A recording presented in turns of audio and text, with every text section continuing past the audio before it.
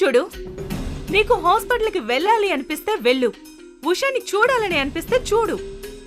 అది కూడా అక్కడ ఉషాకి ఏ హాని తలపెట్టను అంటేనే.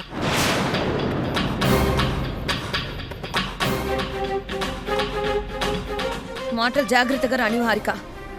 ఆల్రెడీ నాపై చేయి చేసుకుని రెచ్చగొట్టిందే కాక ఇప్పుడు మళ్ళీ మాటలతో రెచ్చగొట్టాలనుకుంటున్నావా? రెచ్చగొడతాను మేఘనక్క. ఇక నుండి ప్రతి క్షణం నిన్ను రెచ్చగొట్టేలాగే మాట్లాడతాను. ఏం చేస్తావో చేసుకో.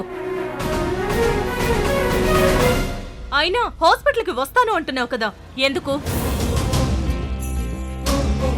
నేను చెప్పనా? నీ చేతులతో నువ్వు పెట్టిన విషం ఉషాని, ఆ పసి ప్రాణాన్ని బలి తీసుకుందో లేదో చెక్ చేసుకోవడానికి. అంతే కదా? మాట్లాడవేంటి? నిజమే కదా? నన్నే అంత మాట అంటావా?